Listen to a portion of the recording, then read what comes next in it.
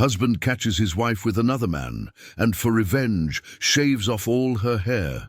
But then, Daniel saw it from a distance, and his blood boiled before he could ask a single question. In the parking lot, Sophia Grace, his wife, was holding a box to her chest and laughing while talking with Patrick, the neighborhood carpenter and Sophia Grace's childhood friend.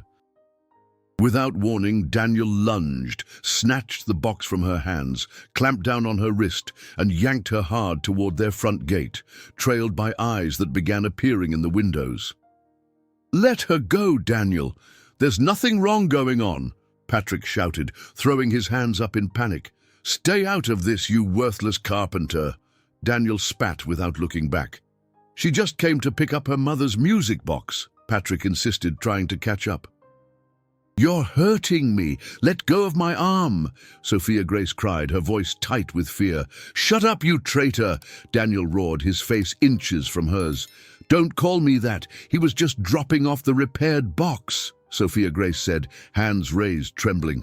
"I saw you with him. I saw it with my own eyes, and I wasn't the only one." Daniel snarled through clenched teeth, spraying the words. "I can explain right now. It was a service call, nothing more," Sophia Grace pleaded, eyes wet. "Inside." "Now," Daniel ordered, shoving the front door open. As soon as he stepped in, Daniel slammed the door and turned the key, shutting out the world. From the hallway, Patrick and a few neighbors edged up to the windows, trying to see what was happening inside. The room filled with footsteps, scraping chairs and murmurs outside, and Daniel shoved Sophia Grace into the wooden chair near the table, tossing the box onto the tabletop. "Listen to me for 5 seconds, please," Sophia Grace begged, voice shaking, already forced into the chair.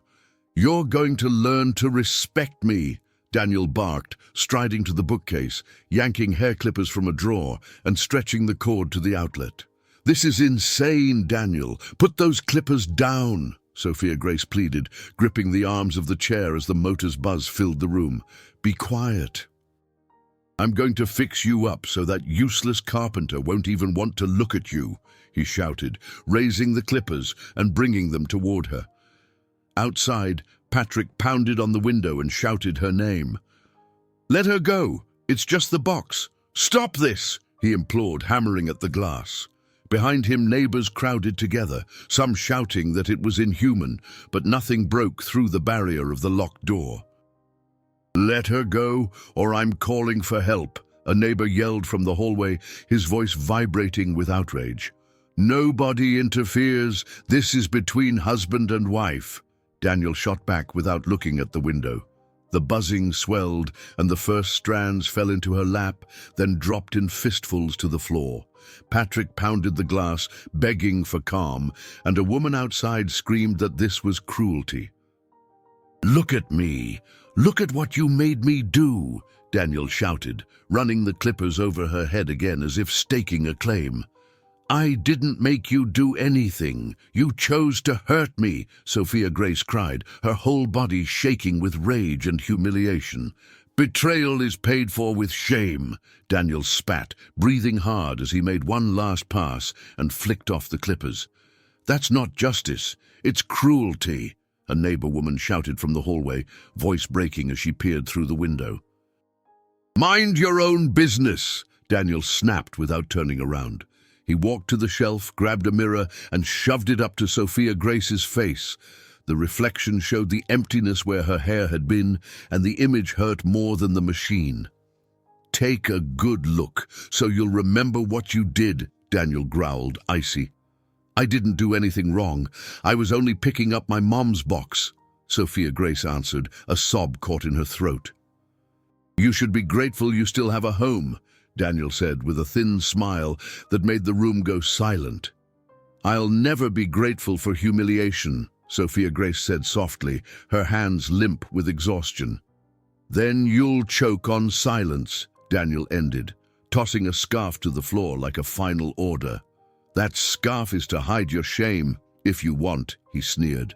"I won't hide what you did," Sophia Grace replied, her words steady even as she trembled. Only then did Daniel wrench the window open and shove Patrick in the chest to push him off the sill. "Get out of here, you miserable carpenter," Daniel growled, holding his body like a barricade.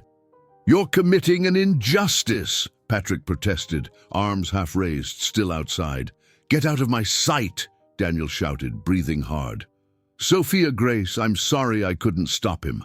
I'll come back later to explain," Patrick said, guilt written all over him, backing toward the hallway. "Go, Patrick." "I'll manage," Sophia Grace said weakly, not lifting her eyes. Patrick hesitated a moment longer, looked at Sophia Grace, unable to hide his guilt, then backed away, pushed by the neighbors' indignant murmurs. Daniel slammed the window shut again, the bang echoing inside like a verdict. Sophia Grace stood carefully, ran her fingers over her head, and felt her skin burn, not from the cut, but from what the act meant. "I'm leaving this house now," she said through set teeth, each word a step toward the door. "You're not leaving without asking forgiveness," Daniel shouted, moving in front of her. "I won't apologize for an injustice," Sophia Grace answered, with a hard calm that startled even the onlookers. "If you walk out, don't come back," Daniel threatened, pointing outside. "Save your threat for someone who's scared," Sophia Grace said, picking up the music box from the table. She strode down the hallway, ignoring whispers, pointing fingers and the scarf on the floor, and headed to Allison's door, her younger sister, which swung open before she could even knock, as if Allison already knew she was coming. "What happened?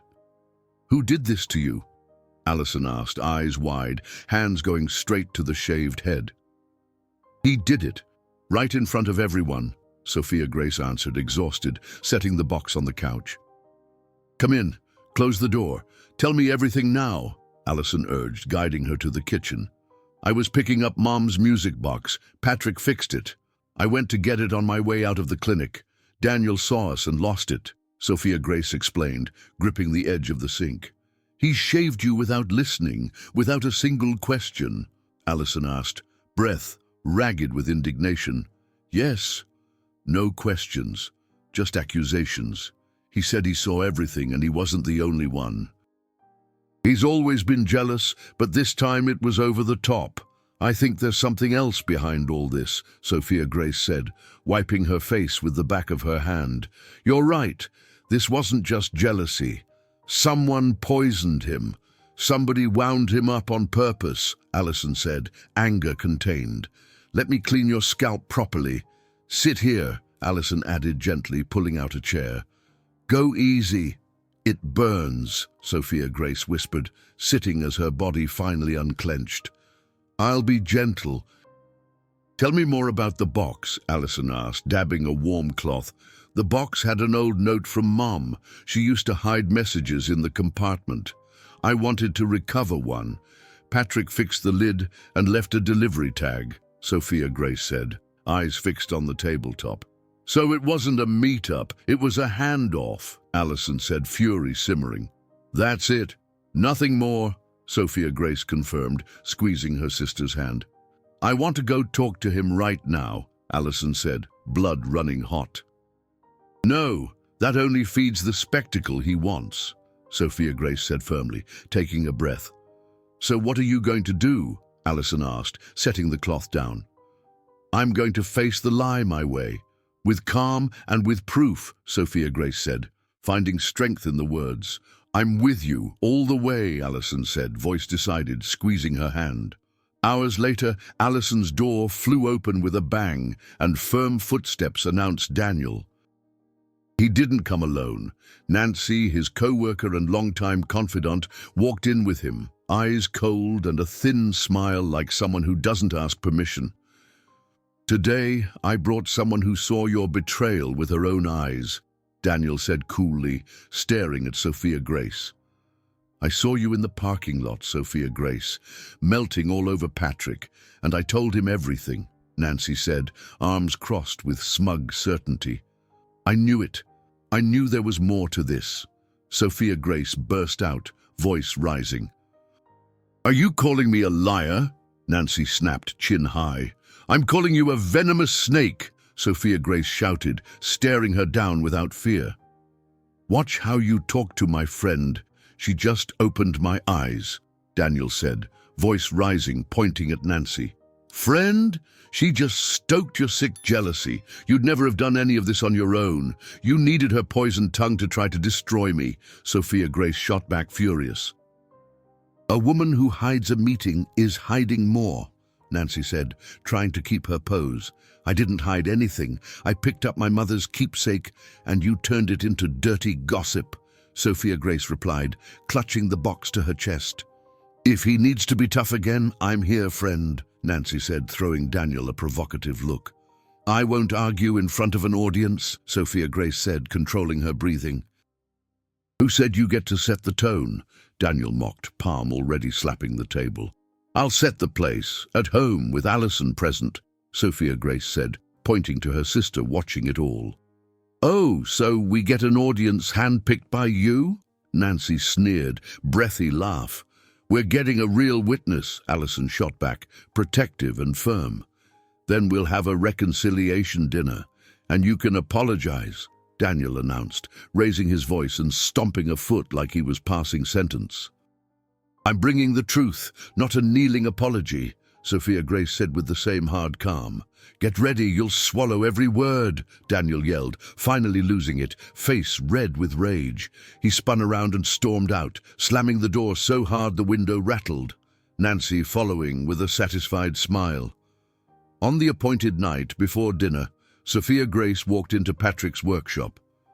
He stood up from the bench, hands nervous, still wearing the look of a man apologizing for what had happened.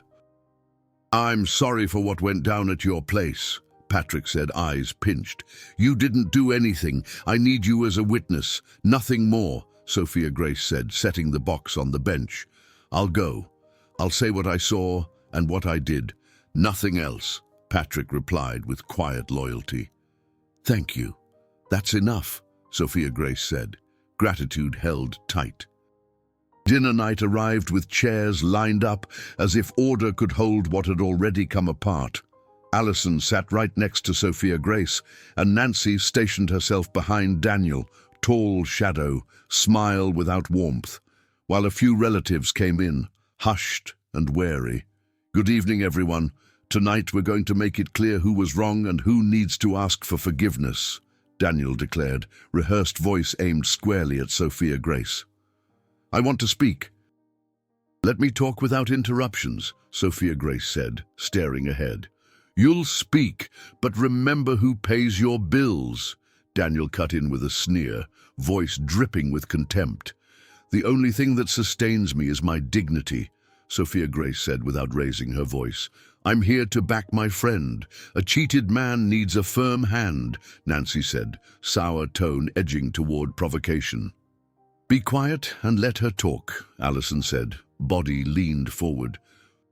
Sophia Grace set the music box in the center of the table, turned the tiny key, and the melody swelled as the hidden little door popped open.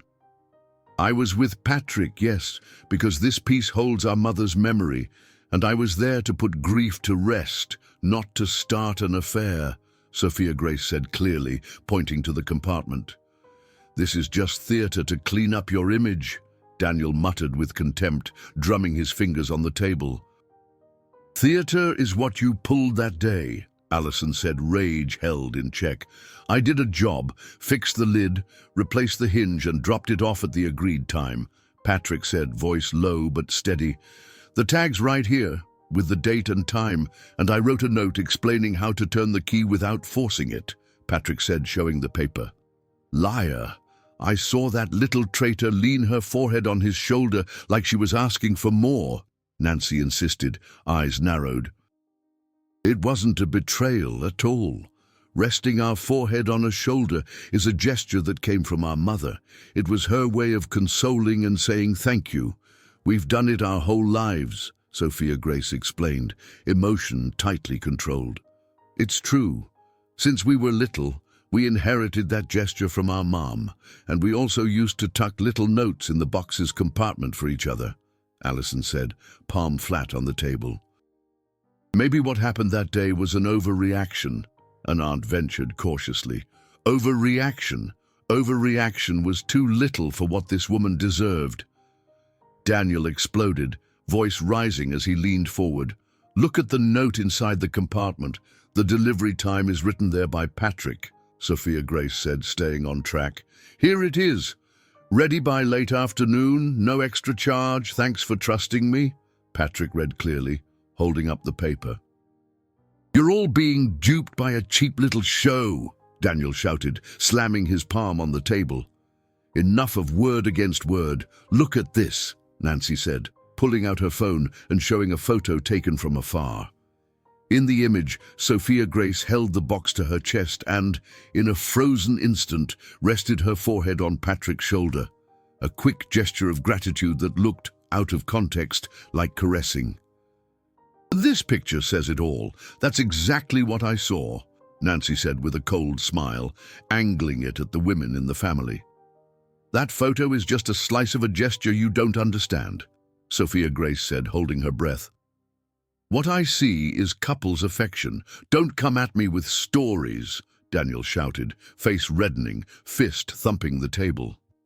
"You're seeing what you want to see to justify what you did," Allison replied, body angled to shield Sophia Grace. At the corner of the table, Mackenzie, an elderly neighbor and Allison's godmother, had watched in silence from the start, hand resting on her purse, eyes tracking every detail. The melody ended, but the open compartment held the room's attention. "I was there, crossing the street to the market, and I saw the handoff of the box. No intimate hug and no kiss. There was only the forehead on the shoulder, just like their late mother used to do," Mackenzie said at last, her calm cutting through the murmurs. "How can you be sure you saw it right?" Daniel demanded, voice shaking with anger as he tried to regain control. "I was close enough to see the box change hands," Mackenzie answered without raising her voice. "I can confirm she passed me on the sidewalk. She was a few steps away from us," Patrick said, reinforcing the memory. "Even if there wasn't any kiss, there was disrespect," Daniel yelled, voice almost cracking. "A cheated man has to assert himself or he becomes a joke," Nancy insisted, hammering each syllable. "Disrespect is humiliating someone without listening, and I saw the scene in the parking lot. What I saw was a delivery and a quick goodbye," Mackenzie said calmly, like flipping on a light. Mackenzie's serenity shifted the room. The lone picture on Nancy's phone began to lose power, and the cropped moment became what it was, a long-distance shot without context, trying to carry a story that couldn't stand against the open compartment's melody, the tag, the written note, and the steady testimony. "You're all blind, defending this lying little woman," Daniel shouted, unchecked now, veins standing out on his neck. "That's all I needed to say," Mackenzie concluded, gaze steady. "So you're saying the picture is misleading?" Allison asked, voice still tense. "I'm saying a picture on its own doesn't tell the truth," Mackenzie replied, patiently untying the knot. "That's enough for today. This conversation is over," Sophia Grace said softly, gathering the music box with care. "Over? Nothing's over. This isn't finished, you traitor," Daniel bellowed, springing to his feet, eyes blazing. "It is finished, because today there's proof and a witness," Allison said, firm, blocking his move. "You'll regret standing up to me like this," Daniel shouted, storming off and slamming the door so hard the wall shuddered, Nancy trailing after him, still smiling. The next morning the quiet brought footsteps at the gate and a restrained knock at the door. Allison opened it, and Daniel stood there with a face smoothed by a forced gentleness. "I came to talk calmly. Everything happened in the heat of the moment," Daniel said, voice too controlled to ring true. "That wasn't heat of the moment. You planned to plug in those clippers and humiliate her in front of everyone," Allison answered, cold steel beneath the words. "Let him talk, I'll listen," Sophia Grace said, weary but firm, pulling out a chair. "I'm under pressure. Everyone's on me. I exploded," Daniel said, hands open like he was begging for absolution. "Do you regret shaving my head?" Sophia Grace asked, looking him straight in the eye. I regret going overboard, Daniel said, gaze slipping sideways. Overboard is your word for humiliation, Sophia Grace replied, indignation threading her voice. We can stage a dignified reconciliation so no one talks anymore, Daniel suggested, leaning in, trying to impose himself. A reconciliation to silence gossip, not to repair violence, Allison said, arms crossed. I want to settle this between us. No more people meddling, Daniel insisted, voice firmer now, expression hardening. Settling it means admitting what you did, not painting some pretty scene, Sophia Grace said, holding his gaze. I already said I overreacted, but there was disrespect on your part too, Daniel accused, tone rising. Disrespect is inventing a betrayal to justify what you wanted to control, Sophia Grace answered, steady and contained. I just want peace, Daniel suddenly yelled, slamming his palm on the table and making the cup rattle. Peace doesn't come with a lie to the whole block, Allison said, unmoving. If we show up together again, everyone forgets, Daniel suggested, now on his feet, gesturing aggressively. I'm not parading by your side to clean up your image, Sophia Grace said, arms crossed with finality. So you'd rather have them talk? Daniel asked, face flushing as he stepped forward. I'd rather people stop hurting me, Sophia Grace said, low and cutting. I thought you'd understand my position, Daniel said, voice wavering like it might break. I understand perfectly. It wasn't impulse, it was conviction, Sophia Grace said, not flinching. In that instant, Daniel finally lost all restraint. He lunged, grabbed Sophia Grace's shoulders hard, and screamed in her face, You're ungrateful. You always were. You don't deserve anything I've ever done for you. Sophia Grace tried to pull free, but he squeezed harder, fingers digging into her skin. Let her go, now! Allison shouted, charging and shoving Daniel back with her whole body. She's going to destroy our family. She's shameless, Daniel yelled, face twisted with rage. Enough. You don't lay a hand on her again, Allison shouted, stepping between them. Daniel panted, fists clenched, then took a step back, eyes darting as if he'd lost control of the scene. With one last hateful glare, he spun and slammed the door, the wall trembling. Sophia Grace breathed deep, rubbing her aching shoulders. I told you it wasn't impulse, Allison. It's who he is, she said, voice choked but firm.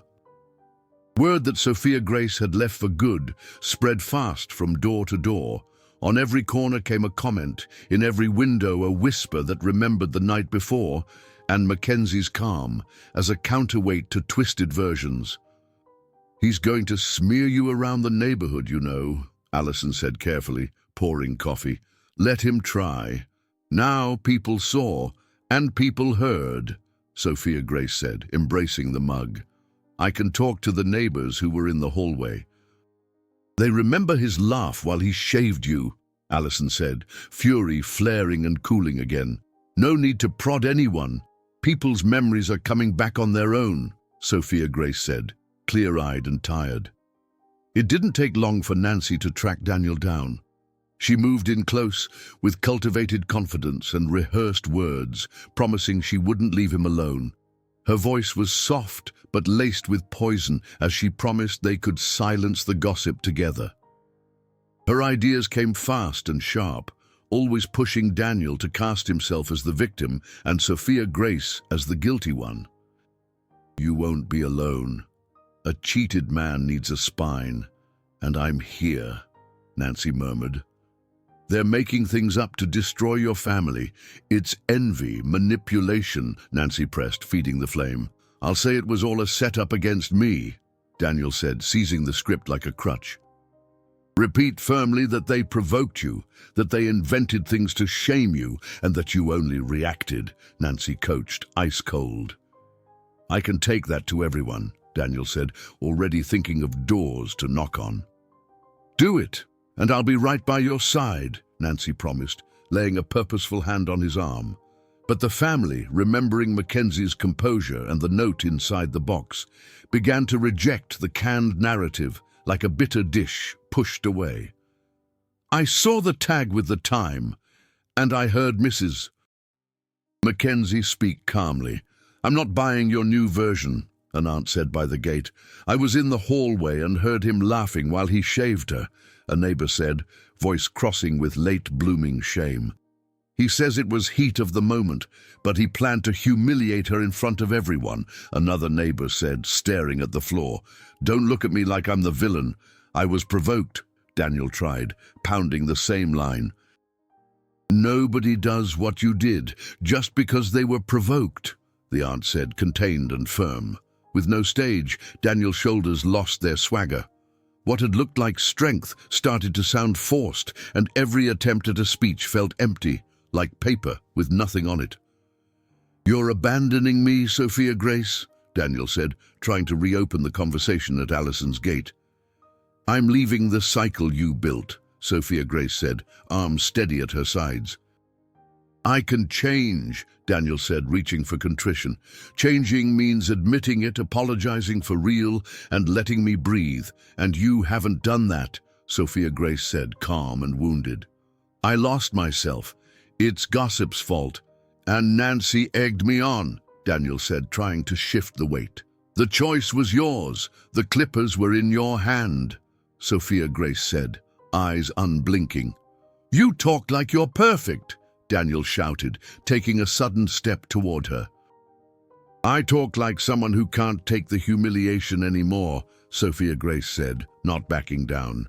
You humiliated me in front of the neighborhood, Daniel yelled, stepping even closer, finger almost in her face. Allison ran from the door and slipped between them. Back off, Daniel. Don't you lay a finger on my sister again. Shut your mouth, always sticking your nose where it doesn't belong, Daniel shouted, shoving Allison by the shoulder so hard she stumbled. Don't touch her, Sophia Grace cried, rushing to help her sister. You don't tell me what to do, you bitch, Daniel shouted, grabbing Sophia Grace by the arms. Let me go, Sophia Grace screamed, struggling to break free, but he shoved her and she fell. You two are worthless, Daniel roared, rage blazing in his eyes. Sophia Grace wept, but lifted her head and faced her husband. You can shove me, but you won't ever silence me again. Blinded by anger, Daniel raised his arm as if to shove her again, but before he could, a neighbor's voice rang out from the street. Daniel, I can see everything from here. If you lay another hand on them, I'm calling the police right now.